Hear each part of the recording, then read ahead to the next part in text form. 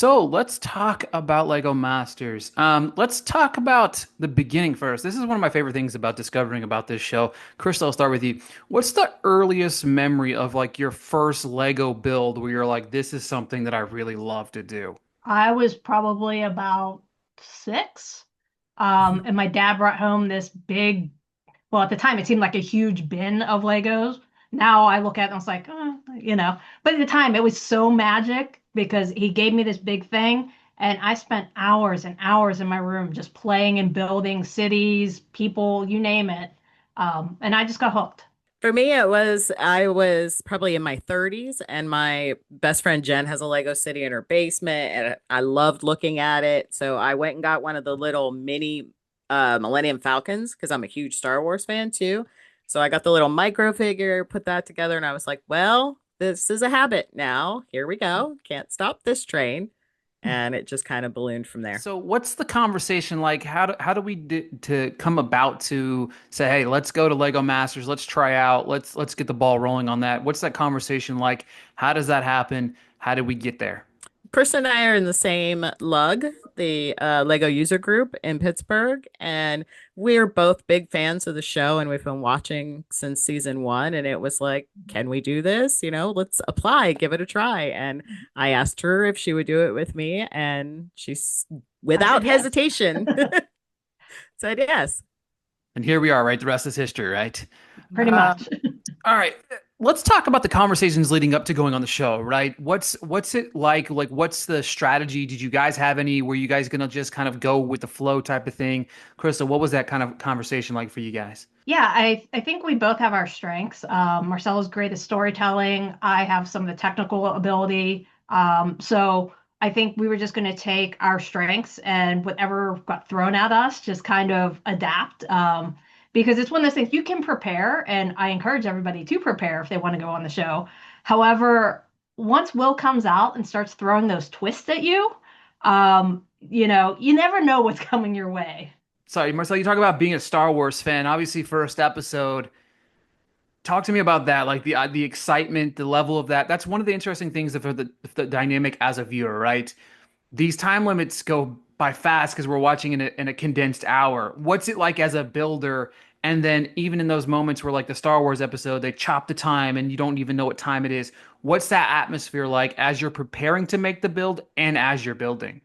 It's a little crazy. Your first atmosphere, it's, intense, you're nervous, you're in the build room for the first time, you're learning the brick pit. There are stormtroopers, life-size walking stormtroopers, which as a fan is insane. And you've got Darth Vader, and it's just like I am living my childhood dream. I wear a dark side necklace every single day. I've got the Empire around my neck. I love it. So it's like it's intense, but then it's like, oh, I have to pay attention. I have to focus on building on what I'm doing. So it's a lot of fun, but it's intense. And it's almost too much, but it's as a fan for an IP to have IP right out of the gate was and almost like I said, too much. Yeah, it's kind of crazy to think like the first episode they throw you guys out there like, all right, maybe I'll build something simple, simplistic. No, we need you to get on the dark side and we need you to build some Star Wars stuff, which obviously kind of led to your first challenge. You kind of end up in that bottom two. Krista, to you, what's that conversation like post competition to be maybe get back on track? Yeah, so I think we were really proud of our build. It had a lot of great detail. It had a lot of great story. And for me, not knowing anything about Star Wars, I think we pulled that off fantastically, thanks to Marcella kind of guiding me along the way. But, one thing you don't think about is like building for TV and how that looks from across the room. So we built a really great piece, but, from a distance, it was smaller than everything else. So I think our thoughts going into the next challenge were we got to build bigger, much bigger. Yeah, and let's talk about obviously this week with the inner jungle spirit. We're building the creature. Marcelo, what's the conversation like pre-build in the early stages of that build to what you guys were thinking and what page you were going to be on ensure the fluidity of the entire build there? Yeah, as soon as we came out and we saw that it was going to be a jungle challenge, Krista right away was like, "We got this. We know what we're going to do." We came up with the cheeky little monkey, Will A monkey, and we knew that we had a monkey, a surfboard, and then we just immediately started working on the story of the Monkey King.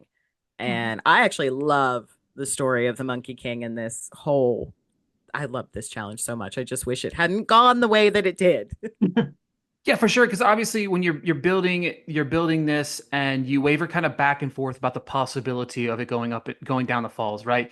Was there at any point, Krista, that you guys maybe reconsidered it, or was this going to be all systems a go, good, bad, or indifferent? Yeah, so we tested that monkey many, many times, like rolling it across the floor. And your test can go great every single time, except the one time you need it to go great. So the one thing we didn't test was having someone else set it down. And that's kind of where our structure failed a little or a lot, however you look at it. um, but yeah, it was one of those things like you can keep practicing and doing everything right, but like once we've committed, like we were sold on that monkey and we thought he was going to go over and it was going to be spectacular when he smashed. I was so excited for that. But it didn't quite go our way. Yeah, for sure, Marcelo. What's it kind of like? Obviously, as a viewer, you're sitting there inside the pressure cooker, and you watch it, and it kind of falls apart, and you're like, "Oh man!" Like, what's going through your head? Did you have that feeling that you guys' time is going to come to an end there? Oh, for sure. As soon as it didn't go that way, I think I even said to Krista, we're gonna end up in the bottom two. I know it. And for me personally, I was like, not again. I just I'm so tired of this routine. Um, but I was still proud of everything we put out there. And like Krista said, sometimes, on any given Sunday, it just doesn't go your way. And the Steelers can't win every Sunday, and neither can we. Right. So I like that's what that. happened. I liked it. I liked it a lot. Krista, what's it been like watching this journey back? Yeah, so that's interesting because it was so long ago. There are things that I forgot happened, like the conga line in last week. It's like, I forgot that completely happened. Like, so you're seeing yourself up there and you're doing these things. You're like, yeah, that happened. And then you're trying to remember the story about why things happened. So it's been very interesting. I think it's been a great watch so far. I'm excited for this week with going over the falls, and I'm excited to see what everyone else does going forward because at this point we don't know. The cast made a very conscious decision not to share anything. So after this, it's all new to us. Right, you're like watching as a fan again, right? So Right. through your 3 episodes on the show, final question here, Marcel, to you, who do you think is going to win Lego Masters Season 5? Ooh, tough question. Tough question. If I had to pick a pair, I would say Maya and Jamie. Krista? I Oh, adore them as a team. I adore their builds, their dynamic, their attention to detail and storytelling. They would be my pick. Yeah, Maya and Jamie, definitely two of my favorite people. Um, I, based off of this week's build, Anthony and Joe are very, very strong. So I'm thinking they might have done it.